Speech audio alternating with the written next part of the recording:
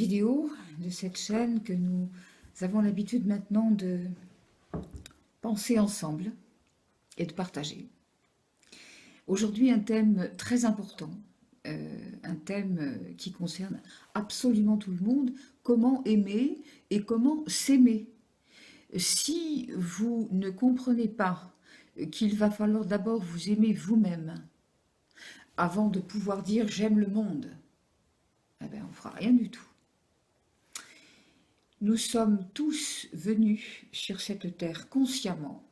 Nous sommes venus dans cette dimension et dans cette période précise parce que nous avions à rayonner, à ensemencer cette terre de tout ce que nous sommes. Donc naturellement, pour pouvoir faire cela, il faut avoir compris le phénomène qui se passe en soi, il faut avoir su redévelopper ce rayonnement qui va non seulement vous envelopper, vous, votre vie, votre esprit, mais chacune de vos cellules, chacune de vos pensées. Alors on dit en ce moment, les lignes de temps sont en train de s'effondrer, sont en train de se diviser. D'abord, il faut peut-être s'entendre sur le terme de ligne de temps. Alors, qu'est-ce que c'est qu'une ligne de temps? C'est tout simplement des paliers. Des paliers qui, à chaque fois qu'on monte un palier vibratoire, on se retrouve dans une vibration, dans un état vibratoire. Ce sont des états, hein, de même que les dimensions, ce ne sont pas des lieux, ce sont des états, des fréquences. Tout est énergie, donc tout est fréquence, tout est vibration, donc les dimensions c'est ça, ce sont des paliers là aussi, mais la ligne de temps c'est vraiment le palier tel qu'il se présente dans la matière, c'est-à-dire ce que vous avez réussi à franchir va obligatoirement modifier votre manière de penser, votre manière d'agir. L'ensemble, vos goûts vont changer, tout va se transformer. C'est assez symptomatique de ce qui se passe en ce moment, puisque vous le voyez bien, de plus en plus, les mondes se séparent. Vous avez de plus en plus des gens qui restent en troisième dimension. C'est peut-être pas qu'ils l'ont voulu, mais en tout cas, ils ont tellement peur de faire autrement, ils ne savent tellement pas faire autrement qu'ils vont rester dans cette troisième dimension. Et les autres, qui grimpent, qui commencent à comprendre beaucoup de choses, ces personnes-là, elles vont devenir de plus en plus incompatibles avec le monde d'en bas. Alors, on dit aussi, ceux qui ne peuvent pas s'accrocher aux nouvelles énergies vont devoir évidemment beaucoup souffrir. Ça n'est ni une menace, ni un jugement, ni une punition, ni rien du tout de ce genre. C'est exactement comme quand on vous dit, vous avez une voiture qui fonctionne au diesel, vous ne mettez pas de l'essence ordinaire dedans. Bon, c'est pas une menace, c'est pas une punition, c'est pas un jugement, c'est juste on vous explique que ça marche pas comme ça le matériel. Donc là, c'est pareil. La cinquième dimension qui est tournée vers, ou plutôt qui fait que les êtres se tournent naturellement vers ce qu'il y a de meilleur, ceux qui restent avec des idées archaïques, qui sont dans les peurs, qui sont dans la peur de perdre, donc dans la protection, dans la possessivité, dans l'envie, la compétition, la domination, etc. Tout cela ne peuvent pas, parce que ceux qui sont devant, qu'est-ce qu'ils vont me dire? Ils vont me dire, mais nous, il y a longtemps qu'on a dépassé ça.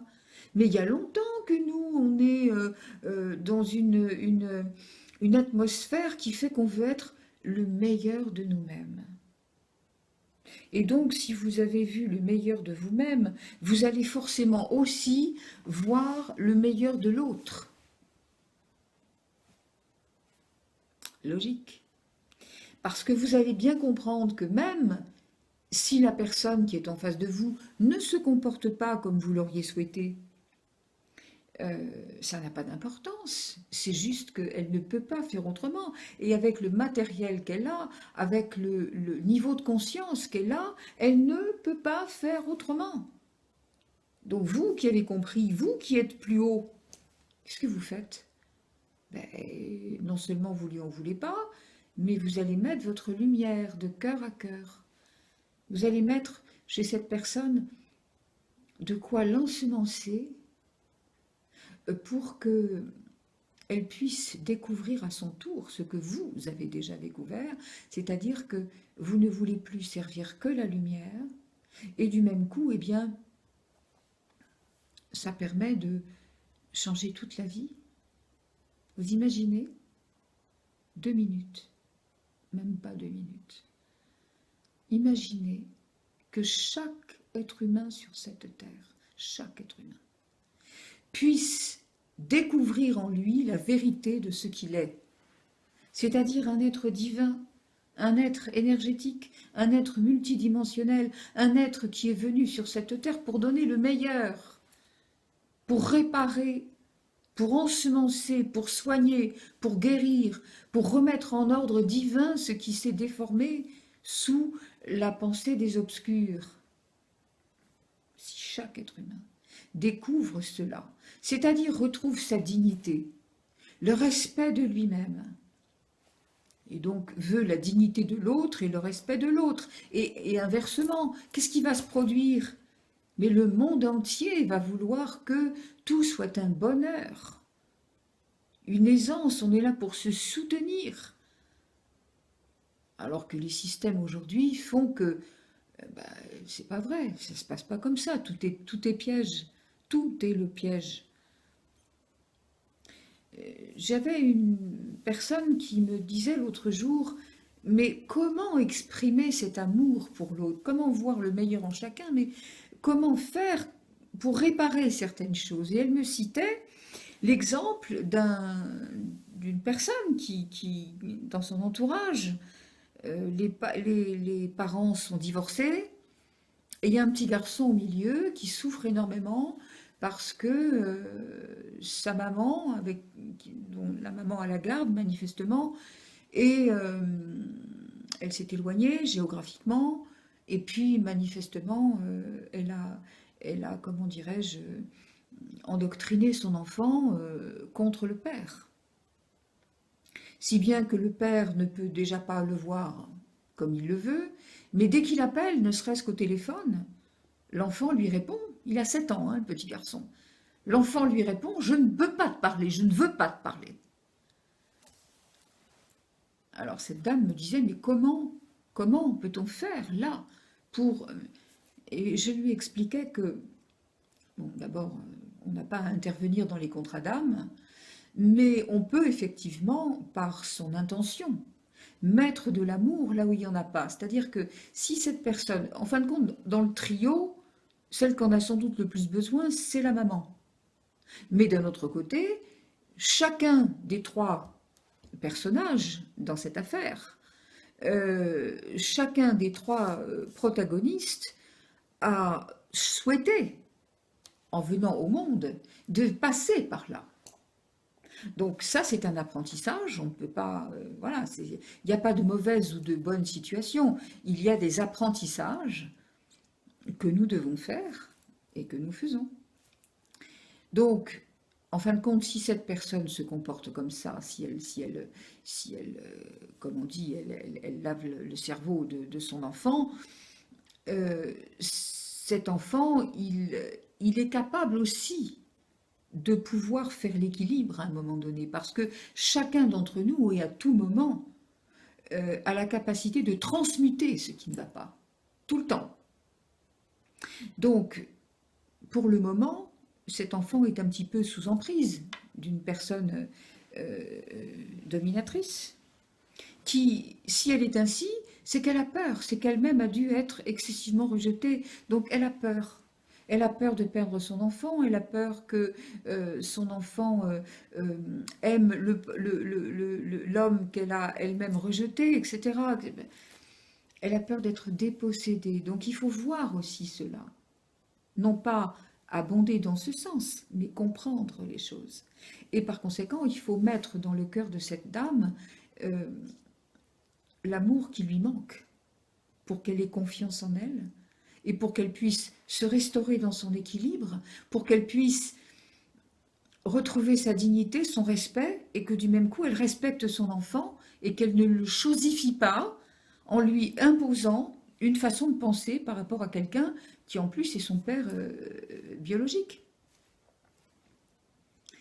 Cet enfant, il a tous les moyens de découvrir cela, comment transmuter la situation. Il le fera probablement adulte, mais il a besoin peut-être de passer par là pour arriver à comprendre quelque chose. N'oubliez pas ce que vous avez été obligé de dépasser pour en arriver là où vous êtes. Donc, neutralité là-dessus. Et quant au papa, eh bien, c'est pas en se morfondant de son côté, en renaclant sur la situation, qu'il va changer quelque chose non plus. Donc lui, c'est pareil, il faut qu'il mette de la lumière dans le cœur de son enfant, de la lumière dans le cœur de cette femme. Pas parce qu'ils sont séparés qu'ils doivent se jeter des assiettes à la tête. Hein. Ça aussi, on en parlera. Ce que c'est que la séparation du couple et ne pas faire la politique de la terre brûlée, parce que ça, c'est la pire des choses. Donc là aussi, à chaque fois, être le meilleur de soi. Comprendre les choses, ne pas les juger en fonction d'une idée humaine, mais mettre le regard de Dieu là-dessus. Ouais. Et Dieu est patient. La même chose, à chaque fois, vous avez des occasions partout, tout le temps, toute la journée. Tout le temps. Vous allez traverser une route, vous entendez les pompiers, une ambulance, n'importe quoi. La première chose, allez hop, tout de suite, on met la lumière, on met l'amour sur cette ambulance. On ne veut pas savoir qui est dedans, ce qui se passe. Parce que là aussi, il y a des contrats d'âme, chacun choisit, bon, tout est dans l'ordre. Mais on peut quand même ajouter quelque chose pour que ça se passe mieux. Ça n'empêche pas. Partout, vous êtes dans une grande surface, dans les files d'attente aux attentes de caisse, ben, vous voyez des choses et vous entendez des choses qui sont terribles hein, parfois. Qu'est-ce qui vous empêche de mettre l'amour et la lumière là-dessus, tout de suite? C'est ça votre rôle. C'est dans des petites choses, c'est dans le quotidien. Il n'y a rien qui justifie le fait de dire « Ah, ça c'est grand, ça c'est petit, ça je peux pas, ça c'est... » Non, c'est tout le temps.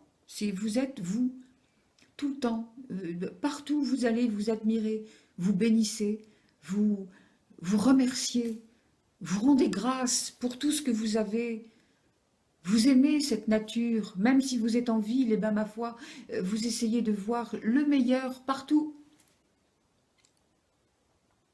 C'est ça votre rôle. C'est pas de vous appesantir sur votre petit compte personnel. Je vais pas bien, pourquoi je vais pas bien. De toute façon, plus vous allez vous focaliser sur une situation qui va pas, plus l'univers va vous en servir davantage. C'est quand même idiot. Donc qu'est-ce que vous faites? Eh bien, vous répandez cet amour sur le monde. Vous décidez tous les jours de visualiser cette terre où chaque être humain a retrouvé la pleine conscience de ce qu'il est. Le bonheur de pouvoir partager ensemble quelque chose pour le meilleur qui soit. C'est quand même pas un projet désagréable, ça. Et tout le monde le peut. Quelle que soit votre situation, quel que soit votre état, on l'a déjà dit, on le répète, on le répétera encore certainement très souvent, parce que c'est quand même la base de tout. Si vous attendez que ça aille bien pour dire je vais bien et je veux que ça aille bien pour les autres, bah vous allez patienter très longtemps. Hein. Non, c'est vous le départ, parce que c'est vous le moteur, parce que c'est vous le créateur. N'oubliez pas, si vous écoutez votre cerveau, on va en revenir à ce qu'on a déjà dit, hein, si vous écoutez votre cerveau, qu'est-ce qui va se produire? Il va vous servir des choses qu'il connaît. Il ne peut s'abreuver que dans le creuset de ce dont il a été instruit, ce que vous lui avez appris, comment vous avez éduqué vos cellules depuis le début. il ne peut aller que vers ce qu'il connaît. Et ce qu'il connaît repose forcément sur les enseignements de l'humanité. Donc c'est faux et c'est limité. Voilà, c'est simple. Quand vous commencez à parler le discours du divin, obligatoirement vous avez accès à la connaissance, c'est-à-dire à autre chose. C'est tout. C'est aussi simple que ça. Mais c'est quelquefois trop simple et l'humain se dit « Ah, c'est trop simple, ça doit être plus compliqué, donc on va faire autrement. » Je vous supplie de réfléchir à tout ça, au moins quelques minutes par jour. Cherchez à savoir ce que, dans chaque action que vous faites, vous pouvez mettre le meilleur de vous. Qu'est-ce qui vous grandit et qu'est-ce qui, du même coup, va grandir l'environnement dans lequel vous êtes. Vous n'êtes pas là pour le subir, cet environnement. Vous êtes là pour le grandir. Et pour ça, ça part de vous. Il faut encore vous souvenir que, de toute façon, le Créateur s'exprime à travers vous. Il se sert de votre corps pour faire quelque chose. Ce n'est pas votre corps qui fait quelque chose dans la matière. Alors, je vais peut-être vous laisser avec ça aujourd'hui, mais là encore, il y aura matière à réflexion, on en reparlera. Mais, ouais, réfléchissez-y beaucoup. Chacun a la capacité de vivre ces choses. Chacun a la capacité de retrouver la grandeur qu'il est. Je suis. Et s'aimer. Parce que quand vous avez compris que vous êtes le créateur, vous ne pouvez quand même pas faire autrement que vous aimer. Alors avec un grand A, hein, l'amour, on le répète. L'amour, c'est la vibration la plus pure. C'est pas le sentiment, c'est pas l'émotion. Quand on dit l'amour, hein, c'est un mot qui fait freiner des cas de fer et pour cause, mais c'est la plus pure, c'est la vibration la plus haute. C'est celle du créateur, c'est celle de la source. Quand vous mettez ça en toute chose, vous n'avez plus à chercher. Vous n'avez plus à vous casser la tête en disant « est-ce que j'ai bien fait, est-ce que j'ai bien dit ?» Il n'y a que l'humain qui peut se poser ce genre de questions. De même qu'il n'y a que l'humain qui a pu être abîmé, qui peut vouloir réagir, le Créateur n'a aucune réaction parce qu'il est inaltérable.